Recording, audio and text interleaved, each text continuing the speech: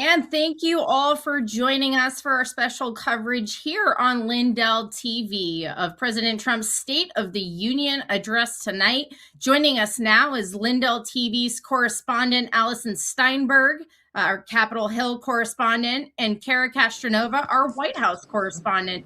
Thank you both for joining me here ahead of this momentous speech tonight. Thank you for having us. Thanks for having us. Yeah, so I really wanted to unpack, the incredible work you guys have been doing for LindellTV over the last year, which is the first year of the Trump second term. You guys sort of had a front row view of Kara, what has been going on in the White House, and Allison, what has been going on Capitol Hill. So why don't we just start with you, Kara, and just walk us through what being in the White House as a member of new media for LindellTV has been like during his first year so far. It's been exciting. I speak to other reporters every day that were here during the Biden administration and even the first Trump administration that say this is the best one ever. President Trump has spoken to reporters, I think, more than any president. Really, and I mean that when I say he is so accessible to the press. People that cover the Biden White House have told me that it was completely boring being there. I remember one of my favorite memories earlier last year was when Zelensky came. That was, I think, one of my first days on the job, and that was the day that President Trump threw him out of the Oval Office, and I witnessed that as he left the walk of shame down the driveway of the White House, and I was like, oh my God, this is going to be exciting. This is going to be an exciting year, an exciting job. I cannot believe I'm here. And then fast forward, it came full circle when I actually got into the Oval Office. Rather, it was the cabinet room when Zelensky came back for his second visit, and I actually got to ask President Zelensky of Ukraine a question that sort of went viral. So it was pretty crazy. President Trump hosted a lot of foreign presidents, as you know, prime ministers from all around the world, signing executive orders every day, ceremonies weekly. So it's been really exciting, and I really have to give a lot of accolades to the White House press team that has made it so fair for new media companies to be able to actually ask President Trump questions, to get to witness firsthand the way that the executive branch is run. We're right there with the mainstream media. We're treated very fairly at the White House, I have to say, and it's been nothing but an honor to be there. So I have no complaints when it comes, except, it is a little bit frustrating sometimes getting ahead when it comes to the mainstream media, because they are not used to and still are not used to sharing space with alternate news media, which gets more views than them, by the way. On LindellTV, we get more views on a simple tweet than some of them do on their broadcasts on literal cable news. So it's crazy. But they're having a hard time, I think, still dealing with the fact that there is new media and that they have to share the space and fight for the president's attention. So that's my general consensus, but it's been a lot of fun. Yeah, no, and we're grateful to have you in there representing the network and asking some great questions. And just to have that opportunity, as you mentioned before, previous administration, didn't take questions from journalists like yourself or networks like LindellTV. They were very closed off. And to have that sort of comparison between, this first year under President Trump, where even to your point, as much as we don't like the fake news reporters and stuff, he still allows them to be in that room. And, even when I went on my first trip with the Pentagon covering Secretary Hegseth, it was like, you had a CNN reporter in tow as well and some other outlets, but they're still giving them opportunities, but at least we have a seat at the table now. So great work that you're doing over at the White House. Do we still have Allison here? Or did we lose her? Oh, there we are. Hi, I'm here. Yeah, so your turn now. Like, what's it been like down on Capitol Hill? Because you sort of have like another view, right? It's another piece of the puzzle. You have what's going on with the Trump administration over at the White House, negotiations with the leaders, things like that. But then over at the Capitol, it's a different story. It's the getting bills passed, getting the Trump agenda passed, the different, political factions and stuff. So what has your reaction been this last year under the Trump administration, trying to get that MAGA first agenda? What's your takeaway? Well, I think Republicans have been working very hard in the House, I want to specify, to get the MAGA agenda signed into law.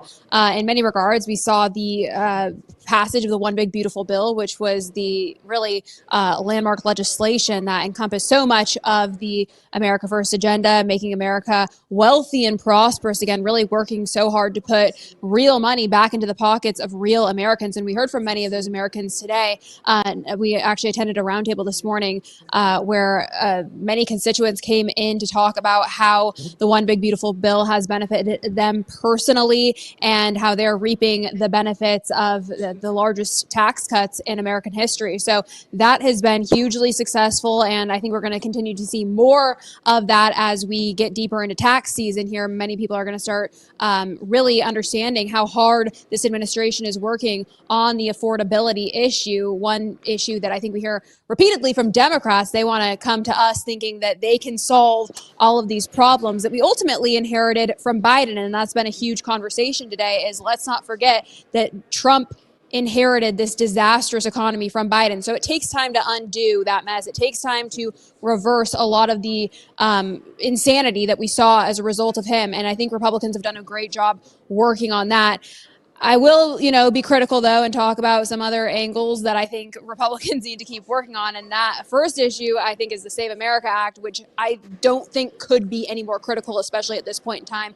The House has done their job getting that passed through here, but the Senate is just allowing that to sit dead on arrival over there. They still have yet to bring it to the floor for a debate, for a vote. So they really need to get to work in the Senate, especially ahead of 2026, if we want to secure our elections and ensure that only American citizens are voting in them. So I'm not sure what the holdup is here. I've talked to many members of Congress today, asked them what the holdup is. They don't seem to know either. So it's very frustrating, but I think that would be certainly a good start if we want to continue to get the America First agenda codified into law. Now, as far as the treatment here on Capitol Hill, I know Kara spoke to the fact that the new media has been warmly welcomed at the White House, and that is so appreciated. I can tell you firsthand, I've spent some time at the White House, not as much as Kara, but it's true. The new media is treated very nicely there. They're welcomed with open arms there.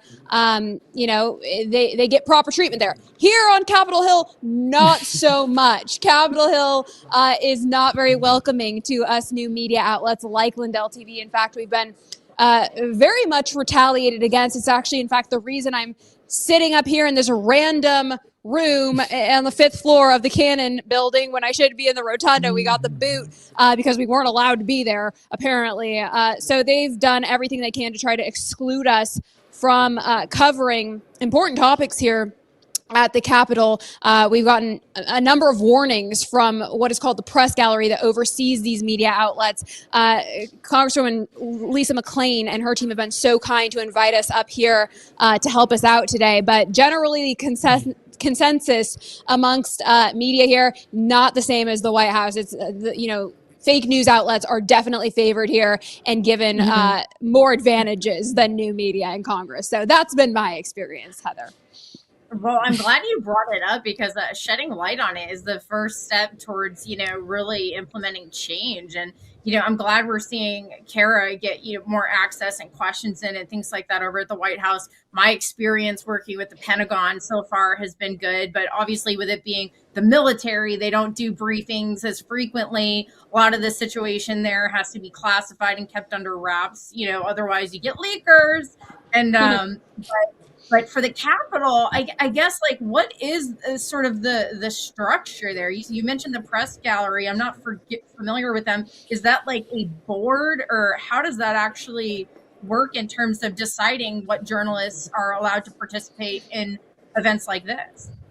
Well, it's supposed to be a bipartisan group of employees that oversee all of the media outlets. There are rules that are vaguely outlined that we are supposed to adhere to. But it's funny because these so-called rules seemingly change every day with every step we take. We're always getting in trouble. One minute, we cross this line in this hallway and they're like, oh no, you can't go there. When we literally see other media outlets doing the exact same thing day in and day out. So it kind of seems like they're just making things up as they go. I don't think that they are necessarily used to having new and alternative media outlets here covering Congress. I think this is sort of a new new thing that we're seeing as a result of the Trump administration and Trump allowing the new media into the White House. Now we're kind of seeing some, very few, but some alternative media outlets here in Congress. But we are really on our own here, Heather. We've had no help from anyone here. We've been left to figure everything out on our own.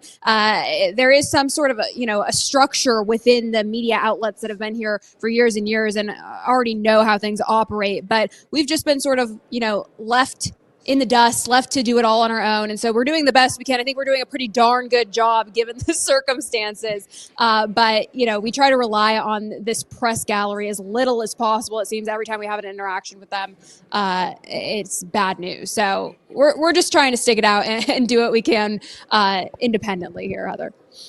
Really, you're doing a great job. You've gotten a lot of great moments, a lot of great interviews and stuff there over on the Capitol and really pressing people. Same with you, Kara, over at the White House. I know sometimes we get some unexpected visitors there, not just foreign leaders, but, you've had President Trump meeting with all kinds of characters, even business owners. I know at the beginning of his administration, one of the big things was his conversations with all these big corporations bringing their companies back to the United States. So sometimes you get Elon Musk coming into the White House and other big private sector names. So what are some of the people that you've seen in President Trump's first term, like the Elons, that have come and Well, yeah, of visited their course. Elon Musk, I wish he would come back. It was so sad the day him and Trump had that big breakup. And I've been waiting for the return of Elon Musk and his adorable son. It was so great just to get to see them there at the White House and his son running across the lawn, waving at reporters as they got onto Marine One day. It was just so cute. He came out holding hands with President Trump. So maybe he'll be back one day, but he won't be as little.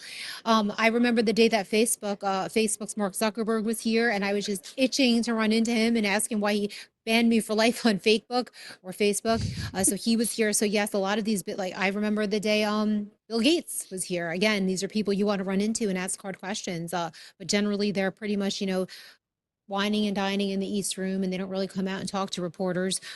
So that's unfortunate. But I did get to talk to some AI techs at the beginning. I know a lot of our viewers are suspicious of AI and things like that. A lot of pharmaceutical techs and giants with the president, and sometimes even with HHS.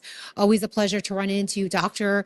Oz, who is like a celebrity, even though he's now part of the administration. I remember him from before, and he always takes the time to talk to LindellTV.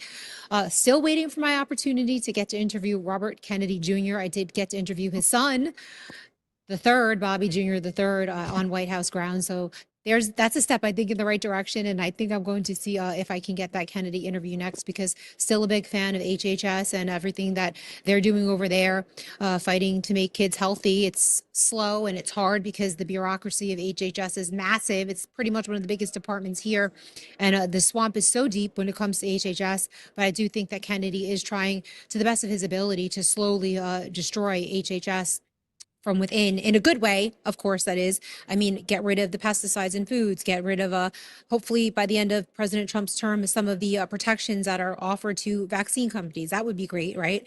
So there's so much stuff that is going on within this administration. I think for me, a highlight is when HHS comes, because it's almost like they come in a very big entourage. It's like Dr. Oz, Dr. Bhattacharya, Dr. Makari, Robert Kennedy Jr., and they all walk in, and it's almost like they're bros and they're having a good time. They're surrounded almost by white light, because they arrive with the appearance of people, or the aura of people that are doing something that they love. And there's a fight inside of them that they know that they're fighting for something that's bigger than them. And they still have that inside of them. And then you go to some of the other cabinets and they've almost lost it. They're too swampy.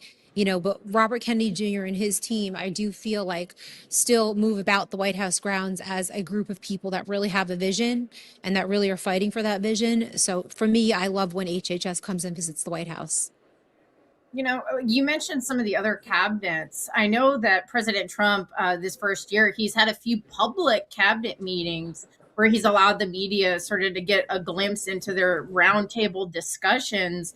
What is your take on some of the other cabinets? Like, where do you think, obviously you're a fan of Robert F. Kennedy Jr. and the work that they've been doing. Where do you think maybe, I guess we could use some more work, right? What areas are you hearing at the White House, that maybe have room for improvement?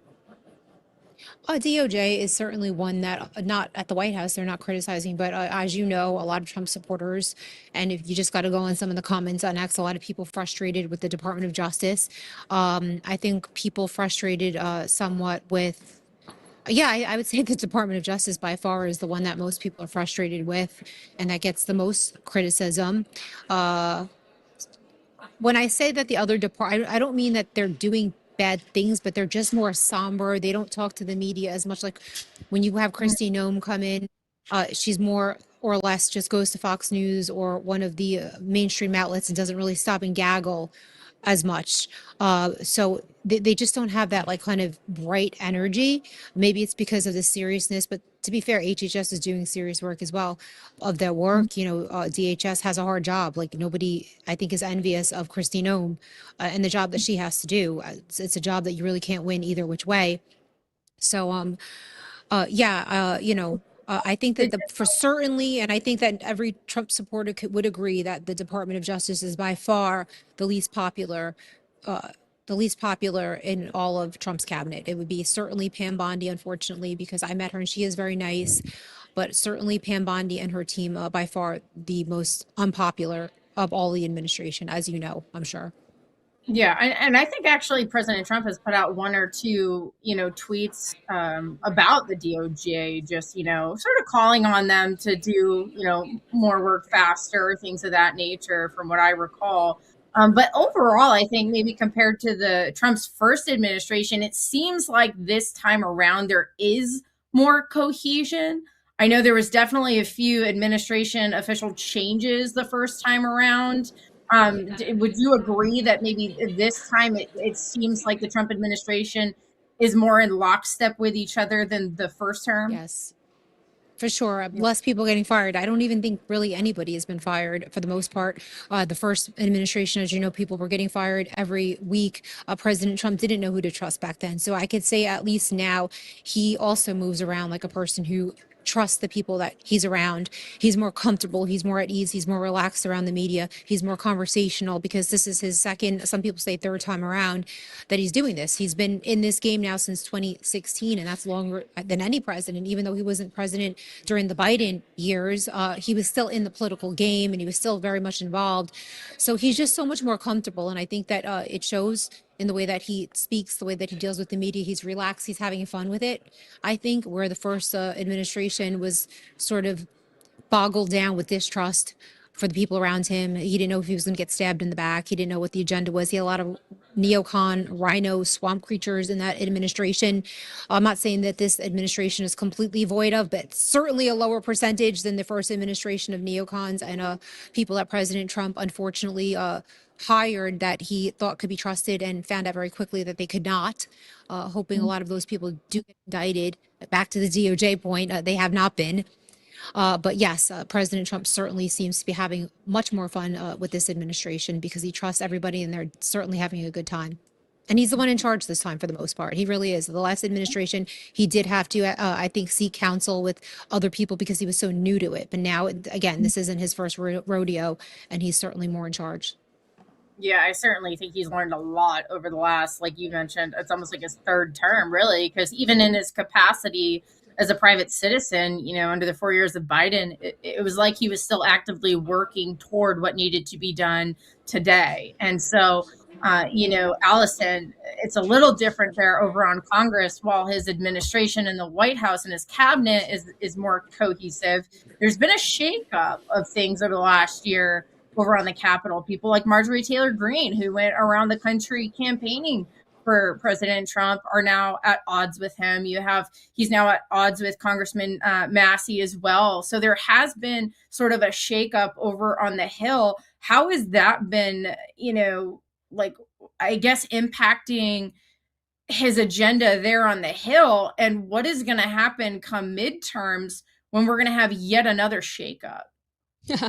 Yeah, it's really tough with the members of the House having to run for re-election every 2 years. It almost derails the whole agenda and ability to be able to get anything done, because come this season, this time of year, so many of them are just in full-blown campaign mode that it seems like actually getting the agenda signed into law fully and wholly is less and less possible. So yes, it is. It's going to be an interesting road ahead.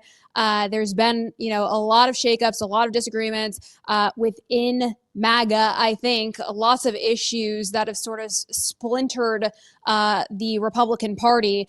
I've spent so much time covering what happens here on Capitol Hill. My biggest gripe is with the rhinos, the Republicans in name only, that pretend to be, well-intended and on the side of Republicans, but completely aren't. I mean, many of these people often vote with Democrats more often than they do Republicans. You have people like Republicans like Maria Salazar, who have introduced the Dignity Act that ultimately seeks to give amnesty to illegal aliens, which is completely misaligned with President Trump's agenda. So for some reason, he did just endorse her, which is baffling to all of us.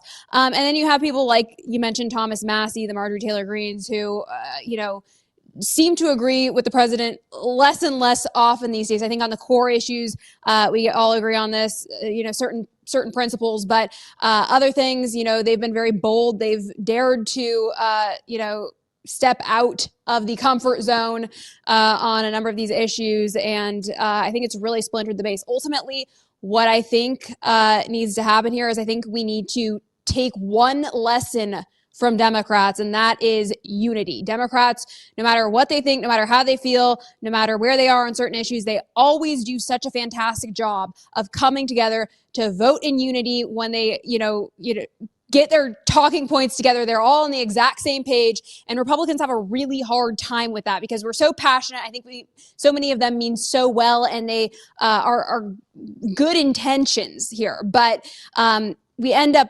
losing the fight in the long run. We end up losing, the end goal here when we fraction off and splinter off and are not united on these certain issues. So right now there is such a razor thin majority in the House with Republicans. They can literally afford to lose one vote or it goes to the Democrats. So I think, with all of, the different viewpoints here, I think we need to remain focused on staying united on issues so that we can look at the bigger picture and actually get the president's agenda accomplished here. Yeah, I couldn't agree more. And going back to Kara's point where, a lot of people, if you go on X, you can see it. People are unhappy with the Department of Justice, and I think one of the big issues that really divided the Marjorie Taylor Greene and Massie from the Trump circle is really the debate over the Epstein files, when and how to release them, those conversations that were happening.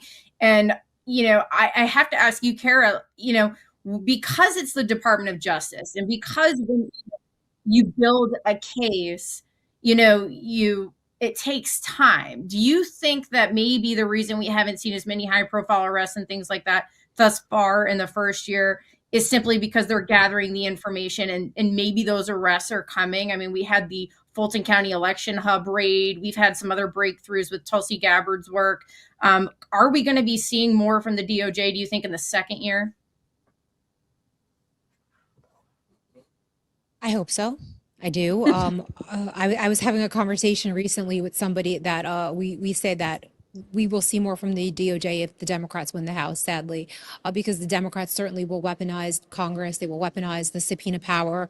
They will start calling Republicans in more so than ever. And I think that the Department of Justice is going to realize now this is very serious. This is what Democrats do. This is what they're going to do in 2028. You will be arrested. You will be thrown in jail if you're a Republican if you don't start acting soon.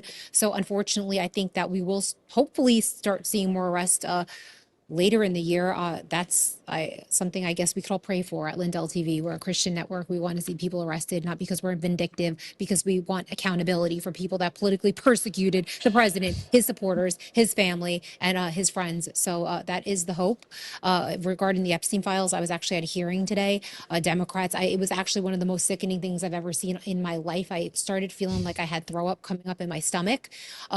It was an Epstein survivors, and listening to their horrific stories was making me very sad and upset. But at the same time, watching the Democrats literally the fake tears and the fake clapping and we're here for you. Trump is not going to get away with this. Like just the fake theatrics.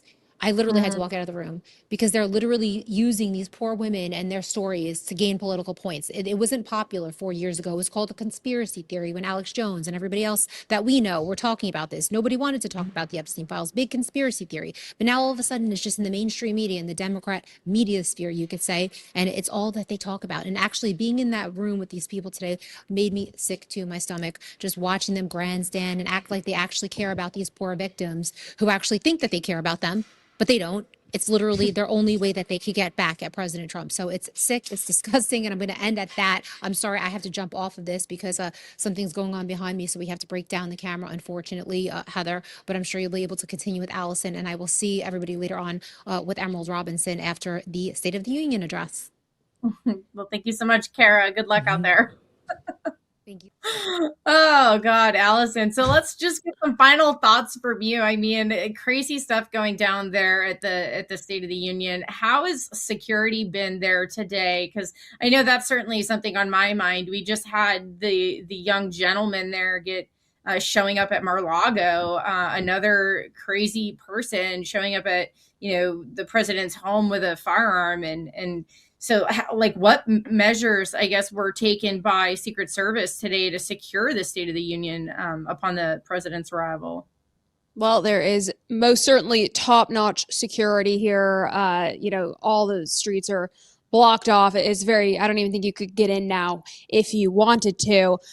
They've gone above and beyond to, put in place all of the protection mechanisms possible. So that is great. But let's not forget that the Secret Service, who is making sure we are all safe here today, and that includes the Democrats, are working without a paycheck because the Democrats refused to fund ICE in the latest, spending bill. We needed to get ICE funded through the end of the year. Democrats wanted to put on a political charade and act like they were being the tough guys and, holding Trump to the flames here because they want this ridiculous list agreed to where they want ICE agents unmasked. They want them to have an ID, even though they don't want an ID to vote in elections. ICE agents have to carry an ID. They don't want roving patrols. They don't want racial profiling, all this ridiculous stuff, right? So they opted to basically partially shut the government down, which is really stupid, really moronic, because we know that ICE is actually funded through the end of Trump's administration through the One Big Beautiful Bill. That's another great thing that the One Big Beautiful Bill accomplishes: full funding of ICE through the end of Trump's administration. But unfortunately, included within ICE funding is also CBP, it's also the Coast Guard, it's also FEMA, and it is also Secret Service. So yes, Secret Service is working tonight without a paycheck. They're here actively protecting everyone in the Capitol, and that includes Democrats. So I hope Democrats give them a special thank you tonight when they can go home safely and know that the people hard at work here will not be getting paid this time around. Yeah, it's to our point when I had you on a few days ago, just tell the Democrats that the ICE agents are IRS agents targeting Americans. They'll be quick to make sure they get fully funded, Yes. with top-notch military equipment and the whole nine. So it's mind-blowing the level of hypocrisy and how much they're willing to go against the American people, in support of foreign citizens. But it's just absolutely wild, Allison. And just to final thoughts, I guess some Democrats have said that they're not going to be participating in the State of the Union today. What can you tell us about that, and who is expected to come? Yes. Well, last I checked, Heather, it was up to about 72, I think, Democrats that said they will not be in attendance. As a mix of representatives and senators that are boycotting completely. Long list of, the most radical progressives. I was surprised to hear that Ilhan Omar is actually going to be in attendance. And I saw right before coming on with you, Heather, that DHS actually put out a memo letting the American people know that many Democrat members of Congress are actually bringing illegal aliens as their guest to the State of the Union tonight. So hopefully ICE is here ready to go, making some arrests, because that would be great. But yeah, we'll be on the lookout for Democrats who are in attendance, potentially bringing illegal aliens as their guests. Ilhan Omar being one of them. I had a nice little encounter with her today. That was fun. She refused to answer any questions yet again. No surprise there. We know Hakeem Jeffries also, I think he thought it was important to show up tonight because he basically said, the president's coming into our house and you don't back down. You don't let the other people, the other side, run the show when it's your house. So we're going to hold our ground. We are going to stand firm. And basically they're going to have some sort of, silent protest from the ones that are going to be in attendance. So I don't know what that's going to entail. I'm sure there'll be lots of chaos, lots of charades. And last year it was, the stupid signs and Al Green with the cane. Democrats refuse to stand up for DJ Daniels, the sweet boy who had the brain cancer. This year, I know the angel moms, angel families are going to be recognized. So I wouldn't be surprised if Democrats refuse to stand up for them, which just goes to show the true MO of the Democrats. It's aliens over Americans. They don't care about us, and they will do whatever they have to continue to push their radical agenda that prioritizes criminals over actual hardworking, tax-paying American citizens. So it'll be an interesting night ahead, Heather. Well, looking forward to covering it. Thank you so much, Allison, for your contributions. Good luck down there. We look forward to having you back after the State of the Union. Absolutely. Thanks, Heather. All right, we are going to take a quick break, but when we come back, more coverage as we anticipate President Trump giving his State of the Union address. Don't go anywhere, and make sure you share this stream. If you're watching on social media, please hit that reshare button, spread the word so that people can watch it right here on LindellTV. We'll be right back.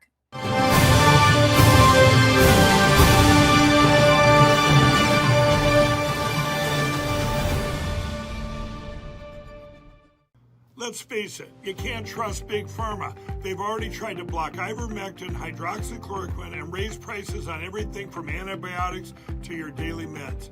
Well, there's good news. All Family Pharmacy is standing up for medical freedom and helping people get the treatments they actually want. My family and I use them all the time.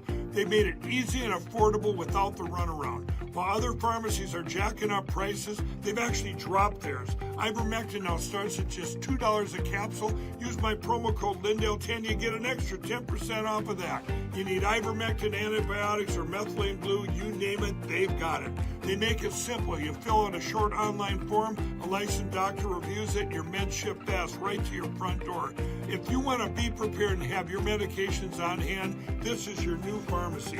Visit allfamilypharmacy.com/Lindell. Promo code LindellTV saves you even more. That's allfamilypharmacy.com/Lindell. Promo code LindellTV. It's finally here, our second annual mega sale. This sale only comes around once a year, so take advantage of the best offers ever while you can. For example, save 50% on our Giza Dream bed sheets, as low as $29.98.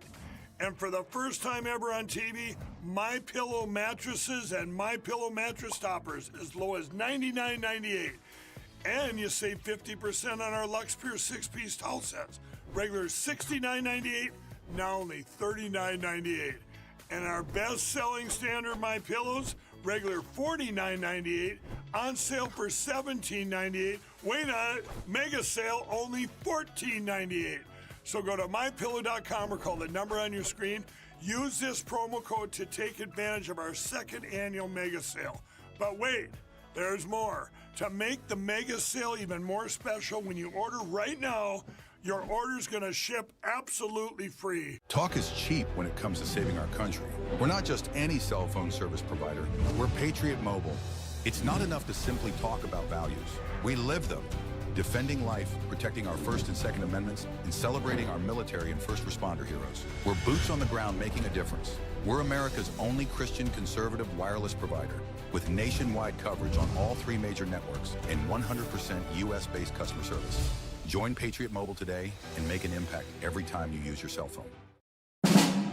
When you read one news source, you get one side. When you read 2 sources, you get an argument.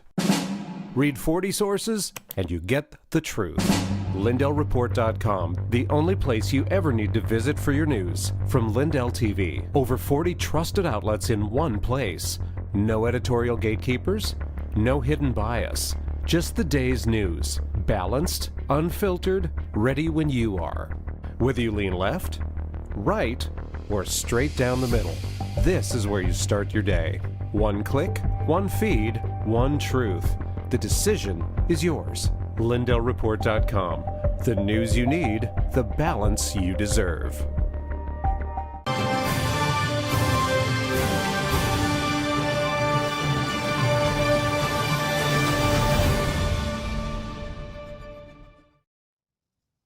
And welcome back, everybody. I'm Heather Mullins, hosting our special coverage of the State of the Union address here tonight by the president. But first, I want to draw your attention to the White House.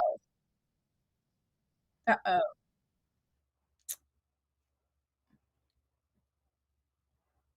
Looks like we're having a little bit of technical difficulties here.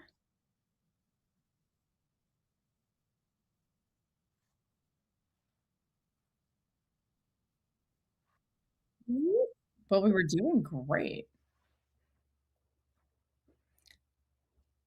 I don't know. Let's see. Am I going out live? Technical difficulties. When everything's going smooth, then you get a little curveball thrown in there. Let's see what we got here on LindellTV. Are we live right now? Looks like. But first, I want to draw your White House.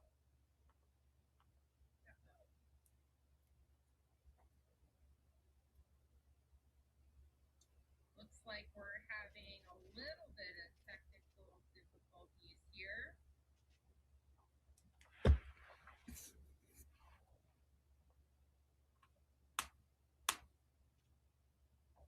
Apparently the audio is live, so you guys can hear me, but you can't see me. That's okay.